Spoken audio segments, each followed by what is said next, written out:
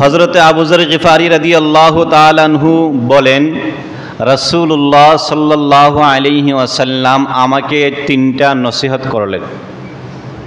হযরতে আবু যর গিফারি বলেন, ক্বালা লি রাসূলুল্লাহ সাল্লাল্লাহু আলাইহি ওয়াসাল্লাম, আল্লাহর নবী সাল্লাল্লাহু আলাইহি ওয়াসাল্লাম আমাকে তিনটা নসিহত করলেন, উপদেশ দিলেন। এর মধ্যে এক নম্বর হলো ইত্তাকিল্লাহা হাইসু মা কুনতুম। আবু যর, তুমি যেখানেই থাকো আল্লাহকে ভয় করবা। এটা ছিল এক নম্বর উপদেশ। নাম্বার দুই, ওয়া আতবিইস সাইয়্যাতাল হাসানাতা তামহুহা। আবু যর, শয়তানের ওয়াসওয়াসায় পড়ে যদি খারাপ কাজে লিপ্ত হয়ে যাও, সঙ্গে সঙ্গে যে কোনো একটা নেক কাজ করে নিবা। যদি সঙ্গে সঙ্গে নেক কাজ করে ফেলো তাহলে আগের খারাপ কাজটা আল্লাহ মাফ করে দিবে। সুবহানাল্লাহ। এরপর তিন নাম্বার নসিহত করলেন, তিন নাম্বার উপদেশ রাসূল সাল্লাল্লাহু আলাইহি ওয়াসাল্লাম হযরত আবু যর গিফারিকে দিলেন, ওয়া খালিকিন নাসা বিখুলুকিন হাসানা। আবু যর, তুমি সমাজের মানুষের সাথে সুন্দর আচরণ করবা, উত্তম আচরণ করবা। এই ছিল তিনটা নসিহত। আবারও বলছি সংক্ষেপে। এক নাম্বার হলো আল্লাহ রাসূল সাল্লাল্লাহু আলাইহি ওয়াসাল্লাম বলেন, ইত্তাকিল্লাহা হাইসু মা কুনতুম। আবু যর, তুমি যেখানেই থাকো সেখানে আল্লাহকে ভয় করবা। নাম্বার দুই, ওয়া আতবিইস সাইয়্যাতাল হাসানাতা তামহুহা। নাম্বার দুই নাম্বার হলো, যদি শয়তানের দোকায় পড়ে খারাপ কাজ করে ফেলো তাহলে সঙ্গে সঙ্গে যে কোনো একটা নেক কাজ করে ফেলবা, তাহলে তোমার আগের খারাপ কাজটা আল্লাহ ক্ষমা করে দিবে। নাম্বার তিন হলো ওয়া খালিকিন নাসা বিখুলুকিন হাসানা, মানুষের সঙ্গে সুন্দর ব্যবহার করবা। এই ছিল হযরতে আবু যর গিফারিকে রাসূল সাল্লাল্লাহু আলাইহি ওয়াসাল্লাম উপদেশ। এবার আসেন আমরা এগুলো বিস্তারিত আলোচনা করি। হযরত আবু যর গিফারি রাদিয়াল্লাহু তাআলা আনহুকে রাসূল সাল্লাল্লাহু আলাইহি ওয়াসাল্লাম এক নাম্বার উপদেশ প্রদান করলেন, ইত্তাকিল্লাহা হাইসু মা কুনতুম। আবু যর গিফারি, তুমি যেখানেই থাকো সেখানে আল্লাহকে ভয় করবা। এই সংক্রান্ত বিষয়ে আল্লাহ রাব্বুল আলামিন পবিত্র কোরআনের মধ্যে বলেন, ইয়া আইয়ুহাল্লাযীনা আমানুত্তাকুল্লাহ হাক্কা তুকাতিহি ওয়া লা তামুতুন্না ইল্লা ওয়া আনতুম মুসলিমুন। আল্লাহ রাব্বুল আলামিন জানাই দিলেন, ইয়া আইয়ুহাল্লাযীনা আমানু, হে ঈমানদাররা। আল্লাহ আমাদেরকে সম্বোধন করার ক্ষেত্রে বড় সম্মান শব্দ দিয়ে আল্লাহ আমাদেরকে সম্বোধন করেছে। আসমানের মালিক মহান আল্লাহ বলেন, ইয়া আইয়ুহাল্লাযীনা আমানু, হে ঈমানদাররা, ইত্তাকুল্লাহ, আমি আল্লাহকে ভয় করো, হাক্কা তুকাতিহি, ভয় করার মতো ভয় আমি আল্লাহকে করো, ওয়ালা তামুতুন্না ইল্লা ওয়া আনতুম মুসলিমুন। আর দুনিয়ার জমিন থেকে খাঁটি মুসলমান না হয়ে কবরের জগতের মধ্যে আগমন করবা না। আমার মুসলমান বন্ধুরা, আল্লাহ কোরআনে কারীমের ভিতরে জানায় দিলেন, খাঁটি ভয় করো, প্রকৃত ভয় আমি আল্লাহকে করো। এর ব্যাখ্যার মধ্যে পয়গম্বরে আরবি মদিনাওয়ালা নবী রাহমাতুল লিল আলামিন জানায় দিলেন, ইত্তাকিল্লাহ হাইসু মা কুনতুম। এরে আমার উম্মতেরা শোনো, তোমরা যেখানেই থাকো, যেই অবস্থাতেই থাকো, সেই অবস্থায় আল্লাহকে ভয় করার মানেই হলো খাঁটি ভয়। আমার মুসলমান বন্ধুরা, আমরা মুসলমান হিসেবে আল্লাহকে বিশ্বাস করেছি। আমাদের অন্তরে এই বিশ্বাস আছে, দুনিয়ার যেখানেই আমি যাই আল্লাহ আছে। এই জন্য আল্লাহ কোরআনে কারীমের ভিতরে জানায় দিল, দুনিয়ার মানুষ জানুনি, ওহুয়া মাআকুম আইনা মা কুনতুম। তোমরা দুনিয়ার যে কোনো জায়গার মধ্যে থাকো, সেখানেই আমি আল্লাহ আছি। আল্লাহ রাব্বুল আলামিন জানায় দিল, তুমি দুনিয়ার যে কোনো প্রান্তে অবস্থান করো, আসমানের নিচে, জমিনের উপরে, আসমানের উপরেও যে কোনো জায়গায় তুমি অবস্থান করো, সেখানে আমি আল্লাহ আছি। আমি আল্লাহ থাকার অর্থ হলো আমি আল্লাহর জ্ঞান সেখানে আছে। তুমি যা কিছু করবা সব কিন্তু আমি আল্লাহ রেকর্ড করে রাখি। এক নাম্বার হলো তুমি যা কিছু করো সব কিছু কিন্তু আমি আল্লাহ দেখি। দুই নাম্বার হলো তোমার পিছনে আমি আল্লাহ সিসি ক্যামেরা ফিট করে দিলাম। আমি আল্লাহ তোমার দুই কাঁধের মধ্যে দুইজন ফেরেশতা আমি আল্লাহ নিযুক্ত করে দিয়েছি। তুমি দুনিয়ার যে কোনো প্রান্তে বসে যে অন্যায় করবা, যে ভালো কাজ করবা, খারাপ কাজ করবা, যা কিছু করবা আমি আল্লাহর পক্ষ থেকে দুইজন সিসি ক্যামেরা সব কিছু রেকর্ড করে। এই জন্য আল্লাহ রাব্বুল আলামিন পবিত্র কোরআনে কারীমের মধ্যে অন্য জায়গার মধ্যে আল্লাহ জানায় দিল, লাহু মুআকিবাতুম মিন বাইনি ইয়াদাইহি ওয়া মিন খালফিহি ইয়াহফাজুনা মিন আমরিল্লাহ। আল্লাহ রাব্বুল ইজ্জত ওয়াল জালাল জানায় দিল, দুনিয়ার মানুষ, তুমি দুনিয়ার জমিনের মধ্যে যেই দিন আগমন করেছিলে ওই দিন থেকে আমি আল্লাহ তোমার দুই কাঁধে দুইজন ফেরেশতা নিযুক্ত করে দিয়েছি। তুমি দুনিয়ার জমিনের মধ্যে এসে যা কিছু করবা সব কিছু আমি আল্লাহর তৈরি ফেরেশতারা লিপিবদ্ধ করে রাখবে। অন্যথায় আল্লাহ সূরাতুল ইনফিতারের মধ্যে আল্লাহ আরো বলেন, ওয়া ইন্না আলাইকুম লাহাফিজিন কিরামান কাতিবিন ইয়ালামুনা মা তাফআলুন। আল্লাহ বলেন, ওয়া ইন্না আলাইকুম লাহাফিজিন, আরে দুনিয়ার মানুষেরা, তোমাদের উপরে তোমাদের পিছনে আমি আল্লাহ হাফিজিন নির্ধারণ করে রেখে দিয়েছি, সংরক্ষণকারী আমি আল্লাহ তোমাদের পিছনে লাগাইয়া দিছি। তোমরা দুনিয়ার জমিনের মধ্যে যা কিছু করবা সব কিছু আমার ফেরেশতারা লিপিবদ্ধ করে নিয়ে আসবে। এই জন্য আল্লাহ রাব্বুল আলামিন কোরআনে কারীমের মধ্যে জানাইয়া দিলেন, ওয়া হুয়া মাআকুম আইনা মা কুনতুম। আল্লাহ বলেন, তোমরা যেখানেই থাকো সেখানেই আমি আল্লাহ আছি, যা কিছু করবা সব কিছু আমি আল্লাহ লিপিবদ্ধ করে রাখবো।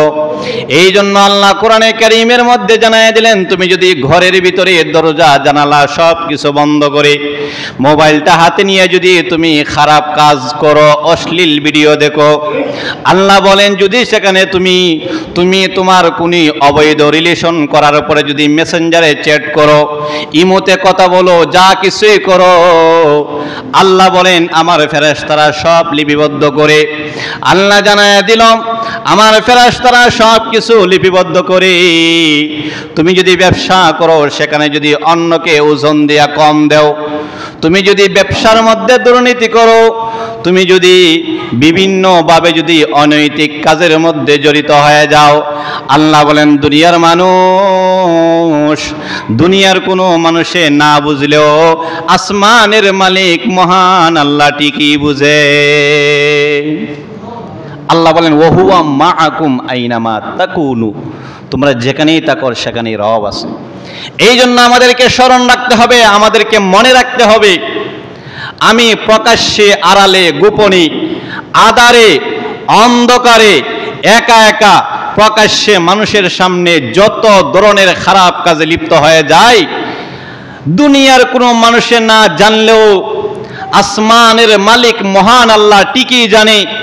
তুমি কি করো আল্লাহ সব দেখে, তুমি কি করো আল্লাহর তৈরি ফেরেশতারা সব লিপিবদ্ধ করে।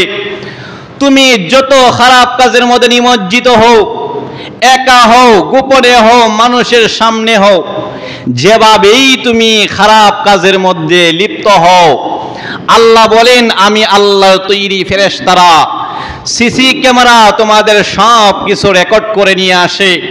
এমনকি আরো আশ্চর্যের কথা হলো, আরো উদ্বিগ্ন কথা হলো, আল্লাহ কোরআনে কারিমে সূরা জিলজালের মধ্যে বলেন, তুমি যে জায়গার মধ্যে বসে খারাপ কাজ করো ওই জায়গাটা কাল হাসরের ময়দানে আল্লাহর আদালতে মামলা করবে।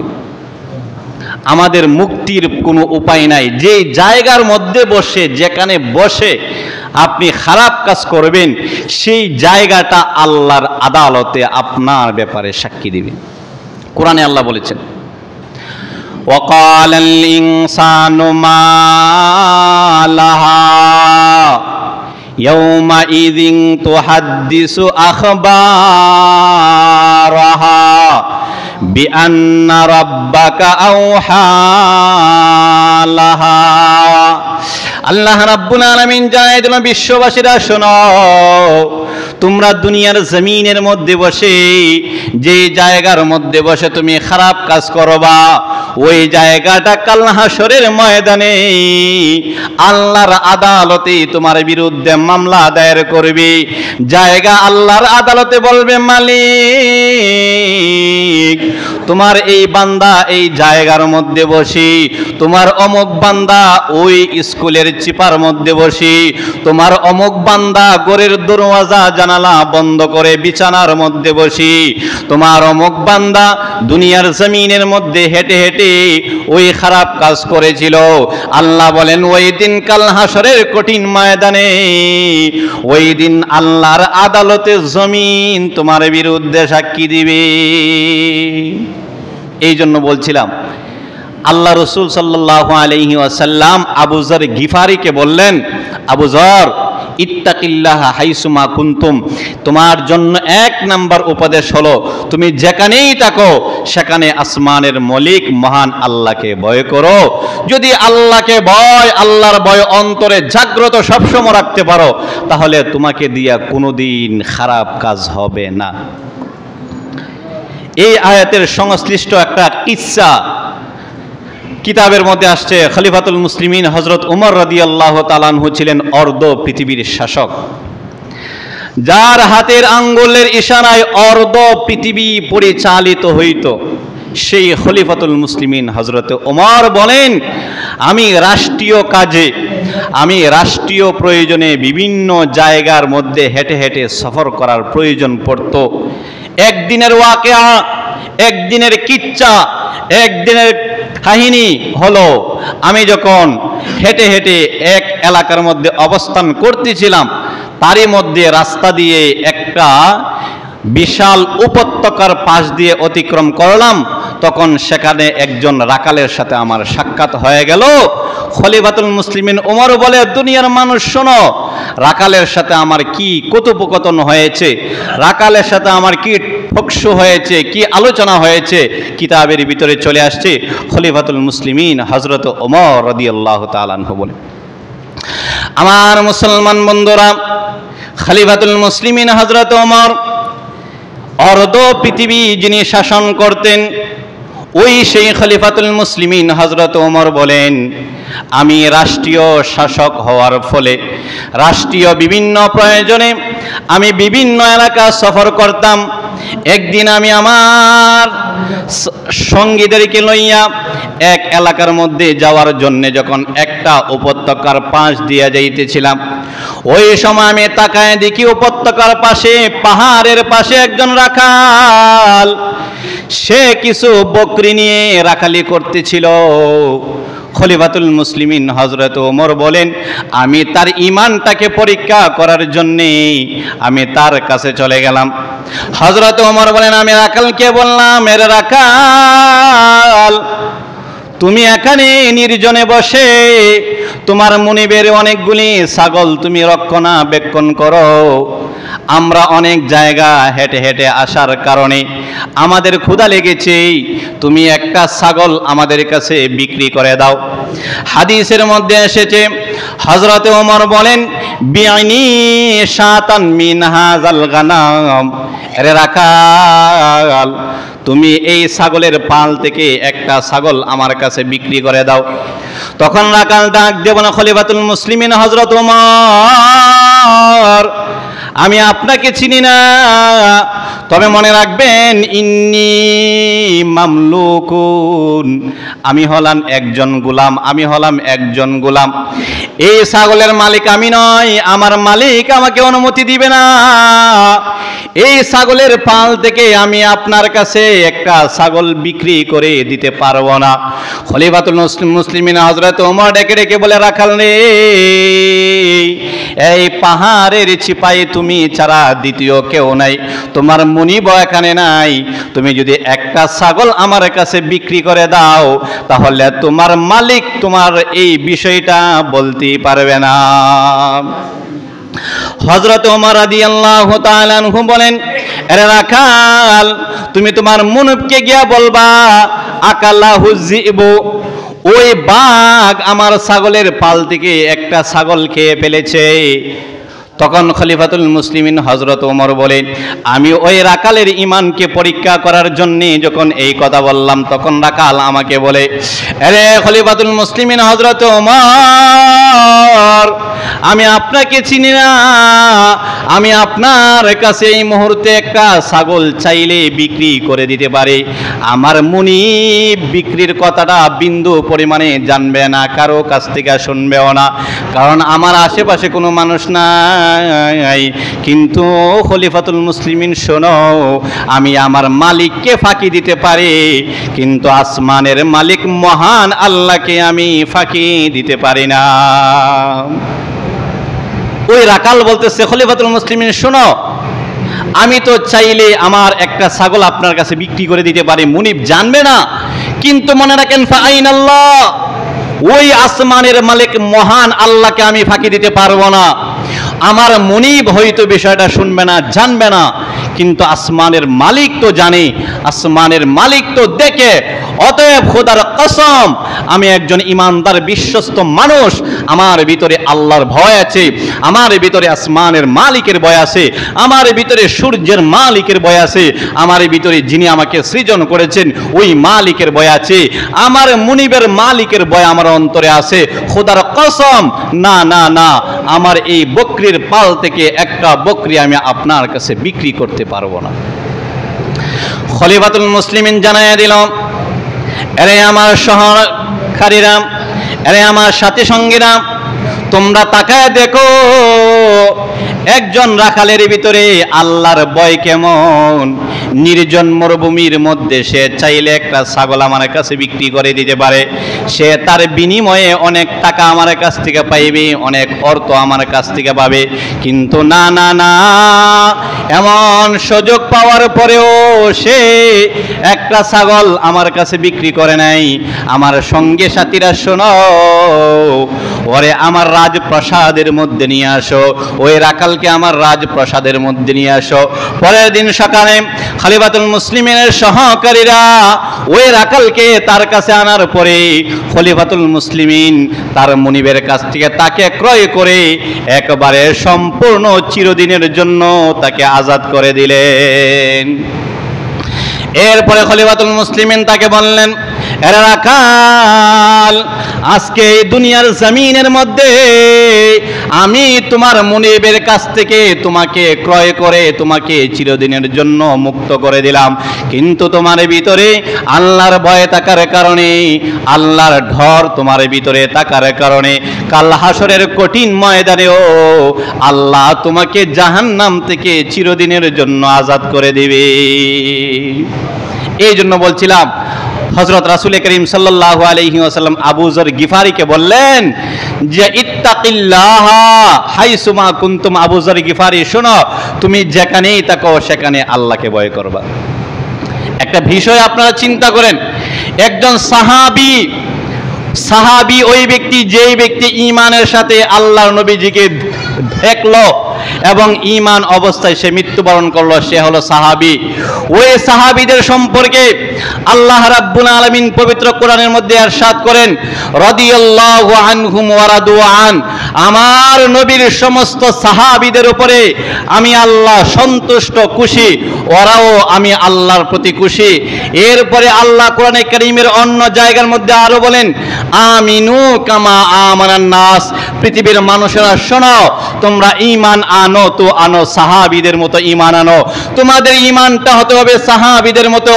অর্থাৎ আল্লাহ বুঝাতে চায় পৃথিবীর মানুষ, শোনো, তোমাদের ঈমানের মাপকাঠি হলো সাহাবীরা।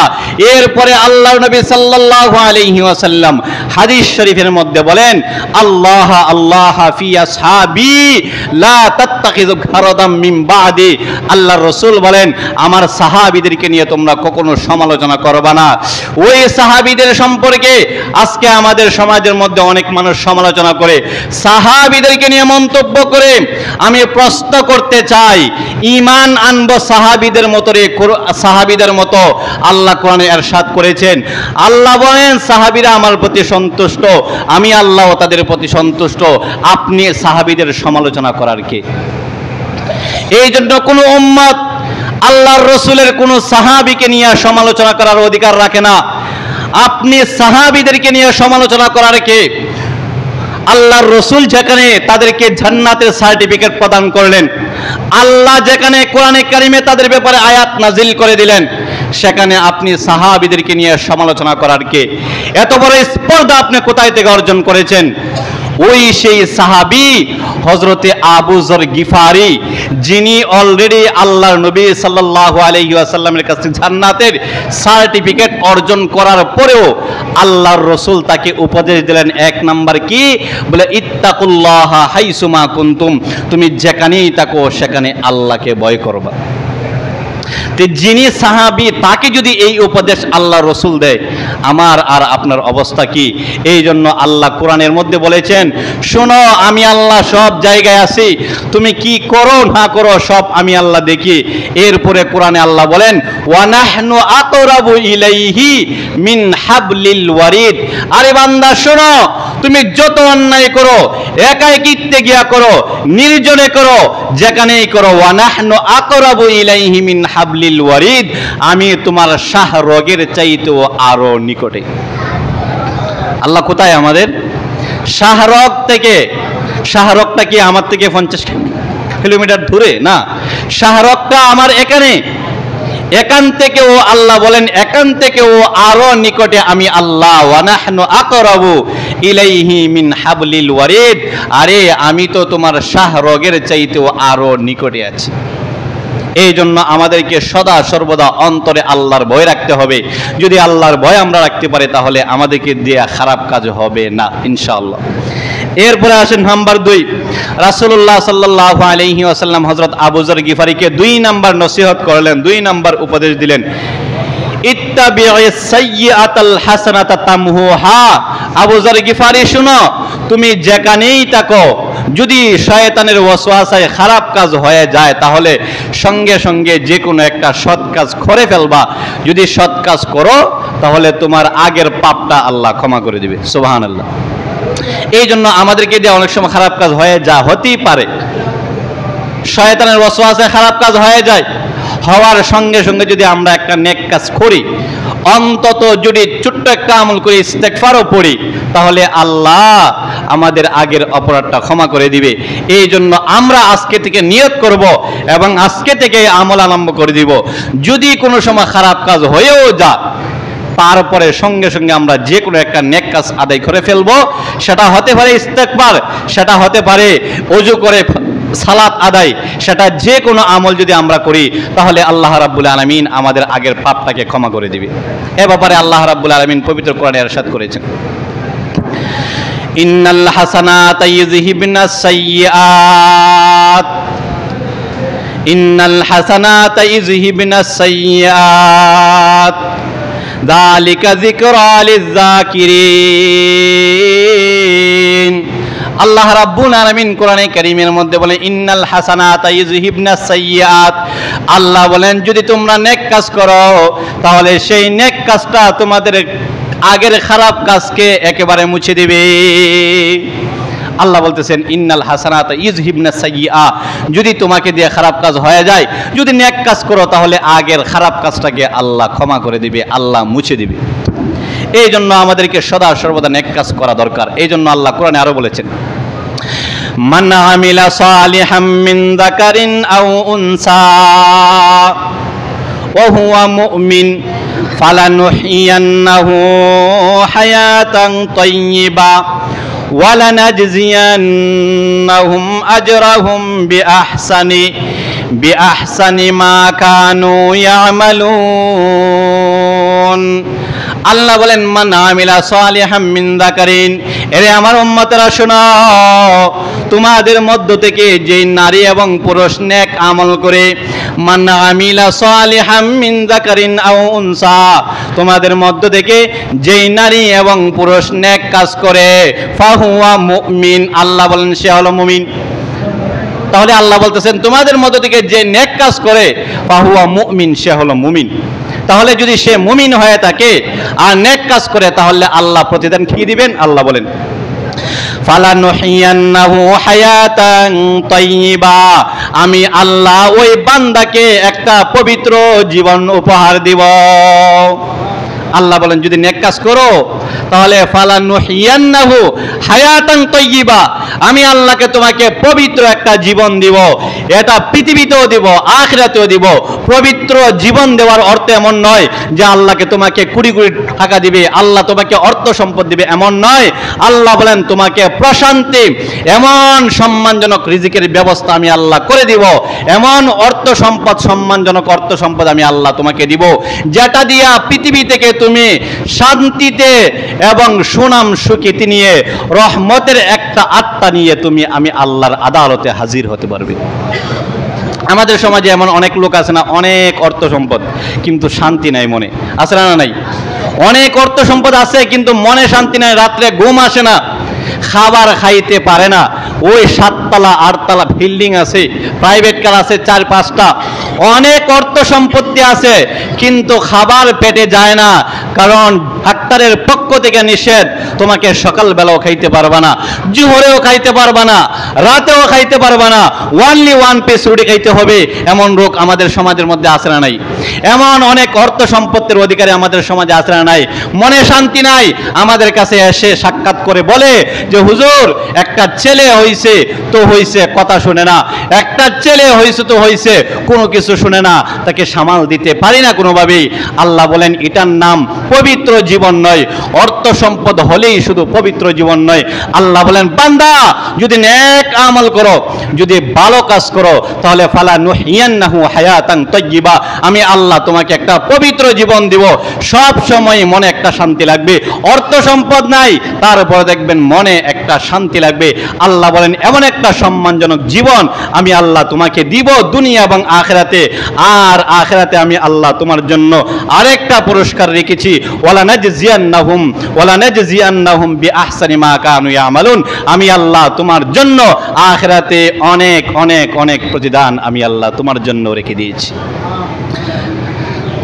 তাহলে আবার আসেন, রাসূলুল্লাহ সাল্লাল্লাহু আলাইহি ওয়াসাল্লাম হযরত আবু যর গিফারিকে 3টা নসিহত করলেন না?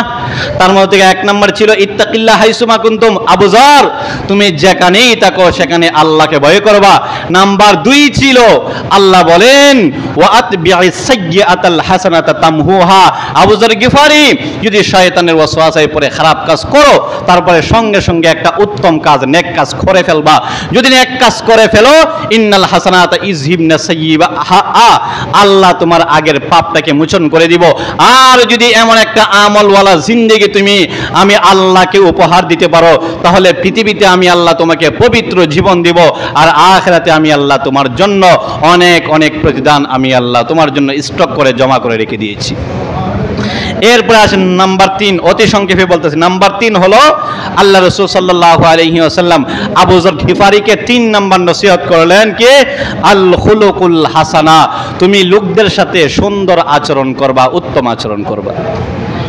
আল্লাহ রাসূল সাল্লাল্লাহু আলাইহি ওয়াসাল্লাম নিজেও হাদিসের মধ্যে বলেছেন বুআইস্তু লিউতাম্মিমা মাকারিমাল আখলাক, উম্মতরা শুনো আমি পৃথিবীতে উত্তম চরিত্র নিয়ে আগমন করেছি। এই রাসূলের কাছ থেকে আমাদেরকে উত্তম চরিত্র শিখতে হবে। আমাদের মধ্যে যে চরিত্রটা সবচেয়ে খারাপ সেটা হলো সমালোচনা। আমাদের কাছে সবচেয়ে খারাপ যে আমলটা সেটা হলো সমালোচনা। কিছু হলেই আমরা অন্যের সমালোচনায় লিপ্ত হয়ে যাই, অন্যের গীবতের মধ্যে লিপ্ত হয়ে যাই। আরে ভাই, আপনি কি জানেন গীবত করা কত মহাপাপ? আল্লাহ রাব্বুল আলামিন পবিত্র কোরআনের মধ্যে বলেছেন, আমার নবী ও হাদিসে বলেছেন, তুমি যদি অন্যের গীবত করো, তুমি যদি অন্যের সমালোচনা করো, তোমার নেক আমল, ইনটেক আমল, যেই আমলটা আল্লাহর আদালতে কবুল ছিল, সেই আমলটা তোমার কাছ থেকে তার কাছে চলে যায়। আমরা লিপ্ত হয়ে যাই সমালোচনায়। আরো আশ্চর্যের কথা হলো, সবচেয়ে বেশি সমালোচনা হয় আলেমদের, আবার তার মধ্যে সবচেয়ে বেশি সমালোচনা হয় মসজিদের ইমামের। কিছু হলেই আপনি ওনাকে সংশোধন করেন, আপনি ইমামের সাহেবের সাথে শেয়ার করেন যে হুজুর আপনার এই আচরণটা আমার কাছে খারাপ। আওয়াজটা একটু করে দিন, অল্প করে দিন। এমন হয়, আপনি আপনার হুজুরের সাথে শেয়ার করেন যে আপনার ওই আচরণটা খারাপ, এটা আপনি ছেড়ে দেন, আশা করি হুজুরে ছাড়বে। কিন্তু সমালোচনার মধ্যে লিপ্ত হওয়ার প্রয়োজনটা কি? কিছু হলেই অমুকের কাছে তমুকের কাছে সমালোচনার দরকারটা কি? এতে করে আপনার আমল নষ্ট হয়ে যাচ্ছে। আল্লাহ কোরআনের মধ্যে বলেছেন, ফাহাবিতাত আমালুহুম, তোমার সমস্ত আমল নষ্ট হয়ে যাবে। ফালা নুকিমু লাহুম ইয়াউমাল কিয়ামাতি ওয়াজনা, কিয়ামতের ময়দানে তোমার আমল আল্লাহর আদালতে ওজন হবে না। এটা আল্লাহ বলেছে। এখানে হাবিব সাহেবরা আছে মনে হয়। আল্লাহ বলেছেন, ফাহাবিতাত আমালুহুম ফালা নুকিমু লাহুম ইয়াউমাল কিয়ামাতি ওয়াজনা, তুমি যে সমালোচনার মধ্যে লিপ্ত হয়েছো, তোমার সমস্ত আমল শেষ, এবং যা আমল আছে সেগুলো আল্লাহর আদালতে ওজন হবে না, কারণ শেষ তো তার কাছে চলে গেছে। এই জন্য আমরা একে অপরকে সংশোধন করব। রাসূল সাল্লাল্লাহু আলাইহি ওয়াসাল্লাম একটা অভ্যাস ছিল, রাসূল সাল্লাল্লাহু আলাইহি ওয়াসাল্লাম হাদিসে বলেছে, আল মুমিনু মারআতুন, এক মুমিন হলো আরেক মুমিনের আয়না। আমি যদি আমার আয়নার সামনে যাই, তাহলে আমার চেহারার মধ্যে কি আছে না আছে সবকিছু আয়না আমার সামনে স্পষ্ট করে দিবে। ঠিক তেমনি ভাবে একজন মুমিন আরেকজন মুমিনের আয়না। যদি আপনার কাছে কোনো খারাপ কিছু হয়, তাহলে আমি আপনার কাছে শেয়ার করব, সুন্দরভাবে আপনার সামনে উপস্থাপন করব, আপনি সংশোধন হয়ে যাবেন। আমার কাছে যদি খারাপ কোনো কাজ থাকে, আপনি আমার সাথে শেয়ার করেন, আমার সাথে আলোচনা করেন, আমিও সংশোধন হয়ে যাব। আপনি আমার ভাই, আমি আপনার ভাই। এই জন্য হিংসা, বিদ্বেষ, সমালোচনার কোনো কিছুর প্রয়োজন নাই। আপনি যে আল্লাহকে বিশ্বাস করেন, আমিও তো সেই আল্লাহকে বিশ্বাস করি। আপনি যে আমল করেন, আমিও তো সেই আমলই করি। এই জন্য আসেন একে অপরের প্রতি সহনশীল হই, একে অপরের প্রতি উদার হয়ে যাই, আমরা ভাই ভাই হয়ে সমাজের মধ্যে চলি। তাহলে আর এই সমাজের মধ্যে কোনো ফিতনা হবে না। আমার এই সমাজ স্মরণের সমাজে রূপান্তরিত হয়ে যাবে। এই জন্য আল্লাহ রাসূল সাল্লাল্লাহু আলাইহি ওয়াসাল্লাম হযরতে আবু যর গিফারিকে 3 নম্বর নসিহত করলেন, আল খুলুকুল হাসানা, উত্তম চরিত্র করবা, উত্তম আচরণ করবা। আল্লাহ রাব্বুল আলামিন আমাদেরকে এই 3টা আমল করার তৌফিক দান করুক।